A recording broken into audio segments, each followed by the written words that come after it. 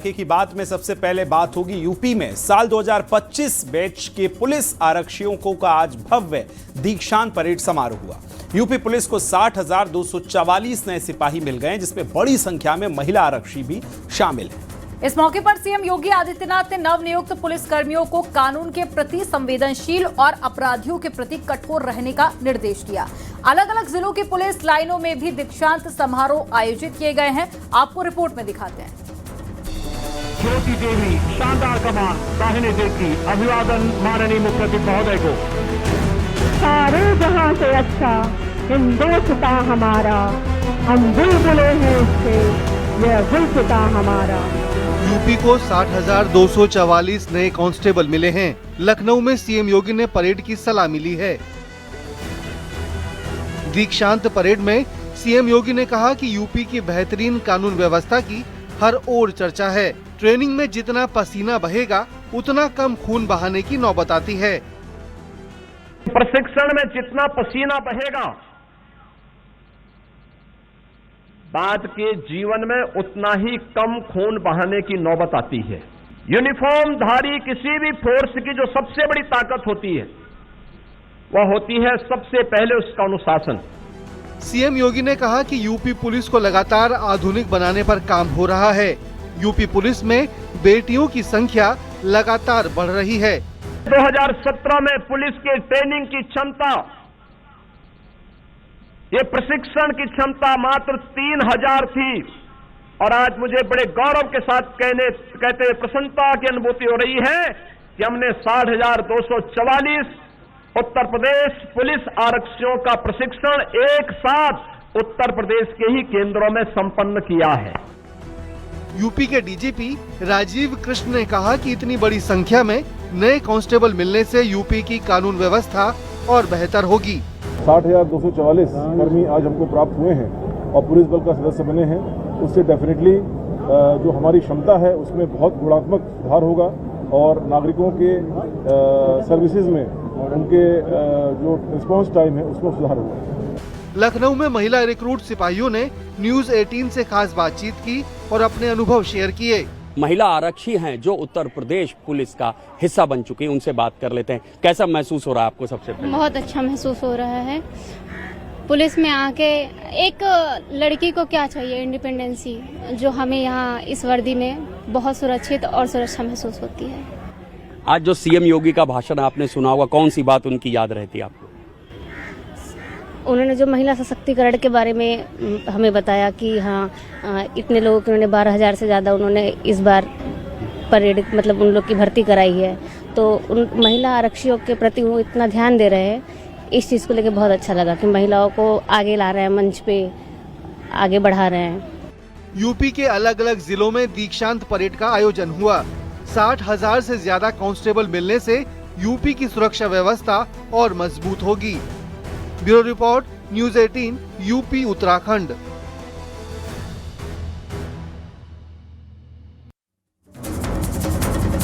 CM Yogi ने लखनऊ में आज 17 फार्मा निवेशकों को LOC थमा दिए। सीएम योगी ने MOU सिर्फ कागजों पर नहीं कहा, यह भी कहा कि धरातल पर भी इसका असर अब दिखने लगा है। यूपी में 15 लाख करोड़ से ज्यादा प्रस्ताव जमीन पर उतारे जा चुके हैं। और सीएम योगी ने कहा है कि अभी तक 45 लाख करोड़ से ज्यादा निवेश मिल चुके हैं। यूपी में 21,000 से ज्यादा स्टार्टअप हो चुके हैं। यूपी बीमारू राज्य से मुक्त हुआ है और उत्तर प्रदेश में मेडिकल कॉलेज की संख्या आज 83 है। आपको रिपोर्ट में दिखाते हैं। प्रदेश के अंदर MSME का एक बेहतरीन हमारे पास नेटवर्किंग है। 96 लाख MSME यूनिट यूपी के पास मौजूद हैं और मुझे बताते हुए प्रसन्नता है कि पिछले 9 वर्ष में प्रदेश के अंदर हम लोगों ने जो 14,000 कारखाने 2017 तक यूपी के अंदर बड़े कारखाने यहाँ पे स्थापित हुए थे, आज उनकी संख्या 32,000 से अधिक उत्तर प्रदेश के अंदर हुई है। गाजीपुर में नेहा विश्वकर्मा की मौत पर सियासत थमने का नाम नहीं ले रही है। अखिलेश यादव का कहना है कि वो 29 अप्रैल को कटारिया गांव जाकर पीड़ित परिवार से मिलेंगे। वहीं सीएम योगी के निर्देश पर मंत्री ओपी राजभर ने पीड़ित परिवार से मुलाकात की और 5 लाख के चेक के साथ 1.5 बीघा जमीन का पट्टा भी सौंप दिया है। रिपोर्ट दिखा रहे हैं।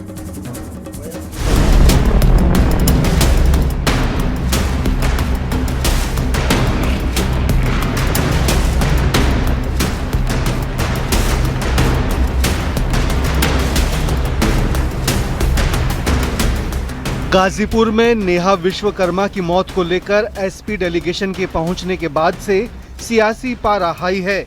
अखिलेश यादव, राहुल गांधी और प्रियंका गांधी सवाल उठा चुके हैं। न इनके अंदर करुणा है, न दुख है, न दूसरे के प्रति कोई लगाव है। इनको दया नाम की कोई चीज ही नहीं इनके अंदर, सहानुभूति इनके अंदर नहीं बिल्कुल भी। कभी कभी समय ऐसा आता है कि ऐसे लोगों को मौका मिल जाता है। जनता देख रही है, इस बार इनको हटाने का काम करेगी जनता। वहीं सीएम योगी के निर्देश पर एक्शन लगातार जारी है। सीएम योगी के निर्देश पर गाजीपुर में पीड़ित परिवार से मंत्री ओपी राजभर ने मुलाकात की। सीएम के निर्देश पर ओपी राजभर ने पीड़ित परिवार को 5 लाख रुपए का चेक सौंपा। साथ ही 1.5 बीघा जमीन के पट्टे के कागज सौंपे। सीएम ने पीड़ित परिवार के लिए पत्र भेजा था, वो भी परिजनों को सौंपा गया। जो मुख्यमंत्री जी के निर्देश पर हम लोग इधर आए हैं, वहाँ से जो निर्देश हुआ कि इनको 5 लाख रुपए की सहायता राशि के लिए चेक दिया, मुख्यमंत्री के यहाँ से मिला, और इनको 1.5 बीघा जमीन आवासीय खेती करें या पट्टा उसमें आवासीय कर लिए। मुख्यमंत्री आवास योजना के तहत एक इनको आवास देने का जो पेपर हम लोग लेके वहाँ से आए हैं। मीडिया से बातचीत में मंत्री ओपी राजभर ने अखिलेश यादव और एसपी पर निशाना साधा। उन्होंने कहा कि गाजीपुर में शांति है, लेकिन समाजवादी पार्टी माहौल खराब कर रही है। कौशाम्बी में यादव ने पाल की बेटी को मारा, मेडिकल रिपोर्ट भी आई, लेकिन वहां तो नहीं गए अखिलेश जी। फतेहपुर में मुसलमानों ने मारा यादव को, तो नहीं गए।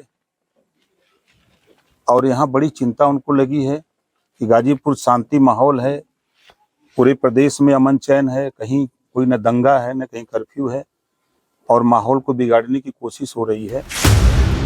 बीजेपी का समाजवादी पार्टी पर आरोप है कि 22 अप्रैल को 15 लोगों के प्रतिनिधिमंडल की आड़ में 300 से 400 लोगों की भीड़ को गांव में दाखिल करा दिया गया, जिसके बाद बवाल और पथराव हुआ। पुलिस ने 2 एसपी विधायकों समेत करीब 250 लोगों पर केस दर्ज किया है। विपक्ष जहां जातिगत सियासत को लेकर मुखर है, वहीं बीजेपी भी पलटवार में जुटी है। Bureau report, news 18, UP Uttarakhand. SP का प्रतिनिधिमंडल आज गाजीपुर और हरदोई नहीं पहुंच सका। अब एसपी अध्यक्ष अखिलेश यादव ने दोनों जगहों पर अपना दौरा लगा दिया है। ऐसे में दोनों जगहों पर सियासत का तेज होना लाजमी सा है। अखिलेश इसे पीडीए की अस्मिता से जोड़कर देख रहे हैं, तो वहीं पर 2027 के विधानसभा चुनाव से पहले आखिर इस तरह की सियासी रणनीति से एसपी को कैसे और कितना फायदा मिलेगा, रिपोर्ट में देखिए।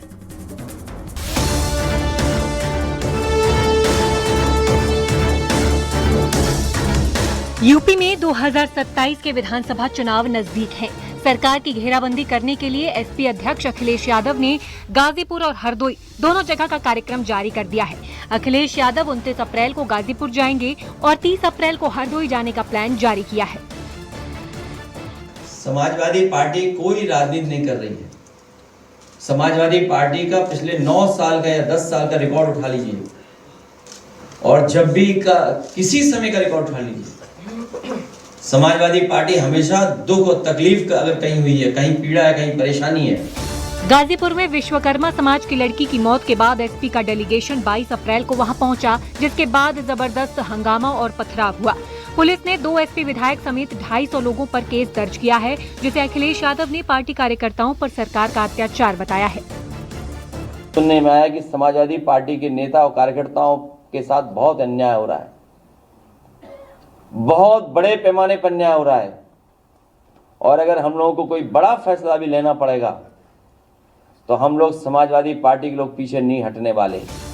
हरदोई के चर्चित शिल्पी कुशवाहा हत्याकांड को लेकर भी सियासी पारा हाई है। राजनीति के जानकार मानते हैं कि अखिलेश पीडीए संदेश देने के लिए दोनों जगह जाना चाहते हैं। अब इन दोनों जगहों पे पार्टी के अध्यक्ष अखिलेश यादव ने अपना कार्यक्रम बना दिया। पहले हरदोई जाएंगे, फिर गाजीपुर जाएंगे। तो ये इशू योगी आदित्यनाथ सरकार के अधिकारियों के लिए एक बहुत चैलेंजिंग है।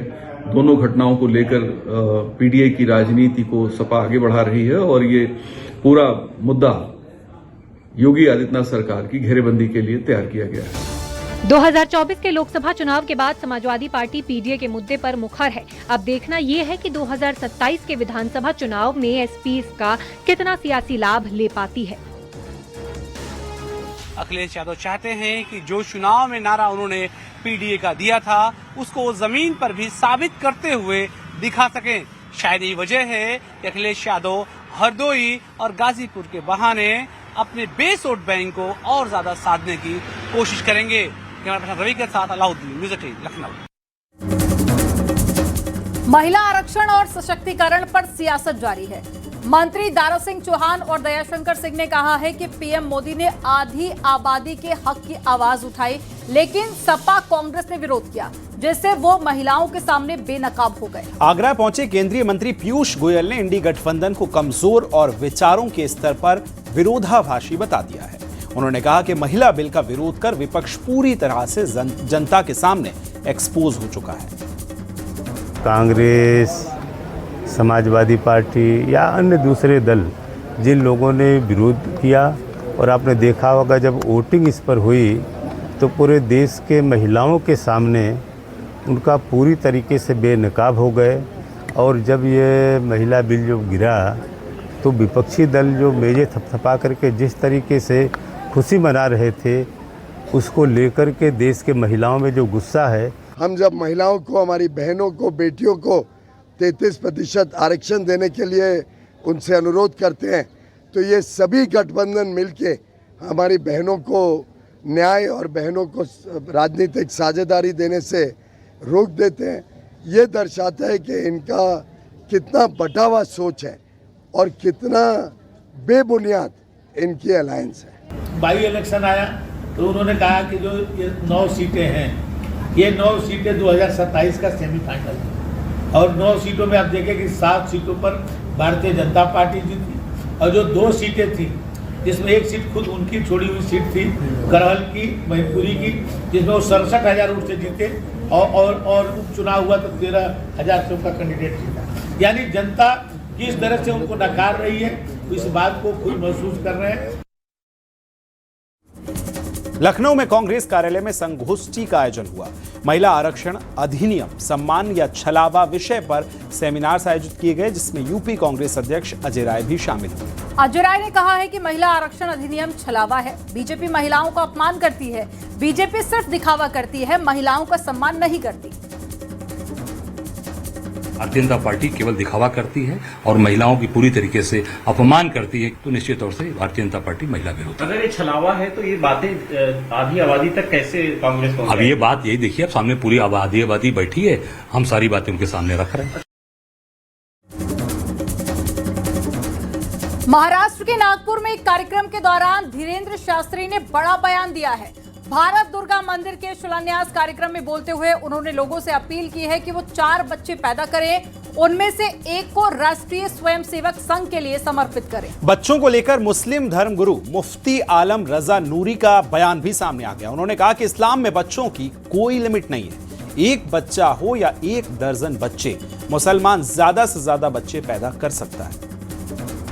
जब पूरी भारत में कहीं आपदा आती ना, तो लोग प्राण बचाकर भागते, लेकिन हमारे राष्ट्रीय स्वयंसेवक संघ का एक एक कार्यकर्ता प्राण बचाकर नहीं भागता, वहां जाकर प्राण बचाता है। ये है स्वयंसेवक संघ, ये है राष्ट्रीय स्वयंसेवक संघ। हम पूरे भारत से प्रार्थना करेंगे, बच्चे तो 4 पैदा करो, पर एक स्वयंसेवक संघ के लिए दो, हाँ, ताकि दूसरों को बचाने को काम आए। तो उसके लिए मैं कहना चाहूँगा कि हमारे मज़हब इस्लाम के अंदर बच्चों की कोई कैद नहीं है। एक बच्चा हो या 8 बच्चे हों या 1 दर्जन बच्चे हों, ये तो माँ बाप के ऊपर नतीजे के निर्भर करता है। और माँ बाप जो हैं वो बच्चे की पैदाइश के लिए एक ज़रिया हैं, एक सबब हैं। बाकी बच्चा बेटा बेटी पैदा करने की ताकत किसी और में नहीं, परवरदिगार के अंदर है। अल्लाह ही बेटा देता है, अल्लाह ही बेटी देता है। वो बेटी दे तो रहमत और बेटा दे तो उसकी नेमत। लिहाजा ऐसा है कि इस तरीके से बच्चे ज़्यादा से ज़्यादा पैदा होने चाहिए। हम तो अपने मुसलमान भाइयों से भी कहते हैं कि बच्चों के ऊपर कोई प्रतिबंध नहीं लगाना चाहिए, बच्चे ज़्यादा से ज़्यादा पैदा करें, इसमें कोई शक व शुबा नहीं है। और जब बच्चा पैदा होंगे, लेकिन बच्चों की पैदाइश के साथ साथ बच्चों को अच्छे अखलाक, अच्छा नेचर, अच्छा कल्चर और अच्छी तालीम, अच्छी मतलब ये कि उन्हें अदबियात वगैरह देनी चाहिए, और ताकि बच्चे के अंदर बच्चे होंगे तो हमारे मुल्क के अंदर तरक्की होगी। गाजियाबाद के मोदी नगर में एसपी की पीडीए जनसंवाद जनसभा उस वक्त विवादों में घिर गई जब कार्यक्रम के दौरान ही कार्यकर्ताओं ने जमकर हंगामा कर दिया। मुस्लिम समुदाय की अनदेखी और बाहरी प्रत्याशियों को लेकर नाराजगी इतनी बढ़ गई कि कार्यकर्ता सभा का बहिष्कार कर बीच कार्यक्रम से ही नदारद हो गए। मोदीनगर विधानसभा क्षेत्र के मोदी डिग्री कॉलेज में समाजवादी पार्टी की पीडीए जनसंवाद जनसभा का आयोजन किया गया था। पार्टी के प्रदेश अध्यक्ष श्याम पाल और पिछड़ा वर्ग प्रकोष्ठ के अध्यक्ष डॉक्टर राजपाल कश्यप मुख्य अतिथि के रूप में पहुंचे थे। सभी लोग एक हैं, कहीं किसी भी प्रकार से हमारे पीडीए के लोगों में, हमारे इस संगठन में पदाधिकारियों में कोई मतभेद नहीं है। केवल एक ही रास्ता उनका है, सामाजिक न्याय का रास्ता, सामाजिक राय की स्थापना करने का रास्ता। हमारे समाजवादी कार्यकर्ता त्याग को पूरी तरह से जानते हैं। पीएम नरेंद्र मोदी ने रविवार को मन की बात कार्यक्रम में यूपी के गज मित्र अभियान की सराहना की। प्रधानमंत्री मोदी ने कहा कि तराई क्षेत्रों में हाथियों और ग्रामीणों के बीच में बढ़ते टकराव को कम करने के लिए ये पहल अहम भूमिका निभा रही है। सीएम योगी ने भी गज मित्र की प्रशंसा करते हुए पीएम मोदी का आभार जताया। वहीं उत्तराखंड के सीएम पुष्कर सिंह धामी ने कहा कि इस कार्यक्रम से लोगों को आगे बढ़ने की प्रेरणा मिलती है। देश भर में हो रहे अच्छे कामों को पहचान भी मिल रही है। रिपोर्ट में दिखाते हैं।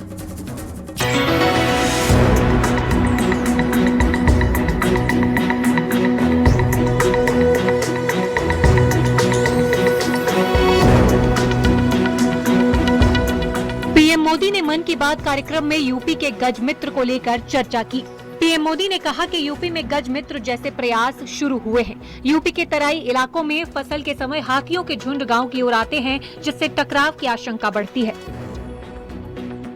फसल के समय हाथियों के झुंड गांवों की ओर आते हैं, इससे टकराव की आशंका बढ़ती है। लेकिन अब यूपी में भी गज मित्र जैसे प्रयास शुरू हुए हैं। गांव के लोग ही टीम बनाकर हाथियों पर नजर रखते हैं। वे समय रहते लोगों को सतर्क करते हैं। इससे टकराव कम हो रहा है और लोगों में भरोसा बढ़ रहा है। सीएम योगी ने गज मित्र की प्रशंसा करने पर पीएम मोदी का आभार जताया है। सीएम योगी ने कहा कि डबल इंजन सरकार में प्रकृति संरक्षण पर काम हो रहा है। वन्य जीवों और इंसानों में टकराव कम हो रहे हैं। देहरादून में सीएम पुष्कर सिंह धामी ने पीएम मोदी के मन की बात कार्यक्रम को कार्यकर्ताओं के साथ सुना। सीएम धामी ने कहा कि इस कार्यक्रम से लोगों को आगे बढ़ने की प्रेरणा मिलती है। देश भर में हो रहे अच्छे कामों को पहचान मिलती है। काम बहुत बड़ा कर रहे हैं, लेकिन उनका नाम बड़ा नहीं है। ऐसे लोगों को पूरे देश और दुनिया के सामने लाकर उन्होंने एक तरह से एक मान्यता देने का काम, उनको पहचान देने का काम अपनी मन के कार्यक्रम के माध्यम से किया है। उन सबका प्रोत्साहन किया है। मन की बात की 133वें एपिसोड में पीएम मोदी ने वैज्ञानिक ताकत और अंतरिक्ष कामयाबी पर जोरदार संदेश दिया। पीएम मोदी ने साफ कहा कि भारत ने हमेशा विज्ञान को विकास का हथियार माना है। कल्पक्कम रिएक्टर भारत के परमाणु ऊर्जा सफर में मील का पत्थर साबित होगा। Bureau report, news 18, Uttar Pradesh, Uttarakhand.